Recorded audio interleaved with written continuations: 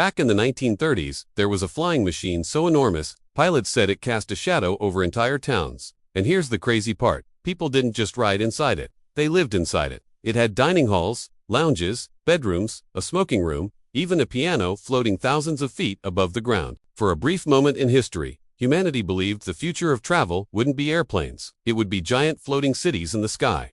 But then one disaster changed aviation forever. In 1937, millions watched in horror as the world's largest aircraft burst into flames in less than a minute. And almost overnight, the age of luxury airships came crashing down. This was the story of the Hindenburg. First launched in 1936, the Hindenburg remains one of the biggest flying objects ever created. To understand its scale, imagine standing next to a city bus. Now compare that bus to a Boeing 747. Now imagine something even longer than that, silently floating through the sky. The Hindenburg stretched over 245 meters long. That's almost the length of 3 football fields placed end to end. Even modern airplanes look tiny beside it. And unlike today's aircraft, this wasn't just transportation. It was designed to feel like a luxury cruise ship in the clouds. Passengers could eat in an elegant dining room while looking out giant windows at the world below. There were promenades where travelers could walk around and enjoy the view. A writing lounge allowed guests to relax mid-flight, and there was even a piano room for live music. And here's a fascinating aviation fact. Because airships move so smoothly through the air, passengers reportedly balanced pencils upright on tables without them falling over. Try doing that on a modern airplane during turbulence. Downstairs, passengers could visit a smoking lounge, which sounds absolutely insane considering the ship was filled with highly flammable hydrogen gas. But engineers created a pressurized airlock system to prevent sparks from escaping. At night, travelers returned to private cabins while drifting quietly above oceans and cities. Imagine falling asleep while floating across the Atlantic Ocean. At the time, ocean liners dominated long-distance travel. Ships like the great transatlantic liners offered luxury, but they were slow. Crossing the Atlantic could take nearly 5 days. The Hindenburg could do it in almost half the time. And unlike ships, airships didn't need ports. They could fly directly inland, over mountains, rivers, and entire countries. For a moment, it genuinely looked like giant airships were the future. In fact, engineers were already planning even larger models. Some designs imagined airborne hotels carrying hundreds of passengers across the world. But behind all the glamour was a massive problem. Physics. Airships float because of lifting gases like helium or hydrogen. And surprisingly, those gases don't generate as much lifting power as most people think. Despite its gigantic size, the Hindenburg could only carry a relatively small amount of weight. That meant everything on board had to be incredibly light. The walls inside passenger cabins weren't solid like modern hotels. They were made from thin, lightweight materials covered in fabric. Passengers could often hear conversations from neighboring rooms. The luxurious-looking cabins were actually tiny. Most had bunk beds instead of full-size beds, and none had private bathrooms. Why? Because water is heavy. Even something simple like plumbing added too much weight. So passengers shared bathrooms, and there was reportedly only a single shower for everyone on board.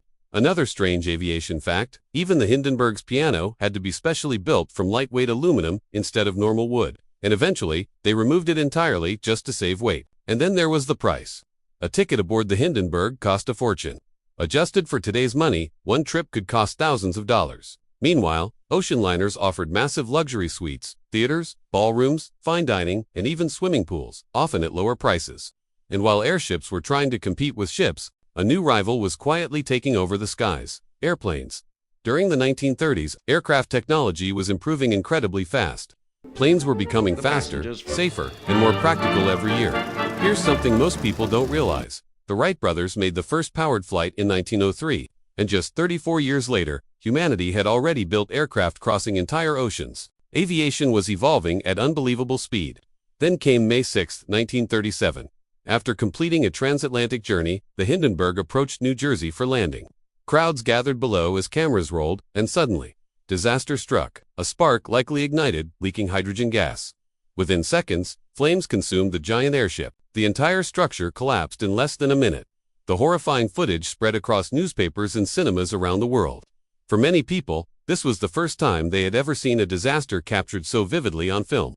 And the psychological impact was enormous. Technically, the Hindenburg wasn't the deadliest airship accident in history, but it became the most famous because the world actually witnessed it happen. Public confidence vanished almost instantly. The dream of floating luxury hotels in the sky suddenly felt terrifying instead of futuristic. But here's the interesting part. The Hindenburg disaster alone didn't kill giant airships. In reality, they were already struggling to survive. They were too expensive, too slow compared to airplanes, too limited in passenger capacity, and too impractical compared to ocean liners. The Hindenburg tragedy simply became the final blow to an idea that was already losing the race. Today, giant airships still capture people's imagination. Every few years, companies announce plans to bring them back for tourism or cargo transport. Because honestly, the idea is beautiful. A silent, floating giant cruising above clouds sounds like science fiction brought to life. But even now, the same problem remains: physics. And just like it did nearly a century ago, physics keeps pulling the dream of giant airships back down to Earth. Maybe that's why people still remember the Hindenburg. It wasn't just an aircraft. It was a dream that disappeared in flames. Subscribe for more fascinating stories about forgotten technology and moments that changed history forever.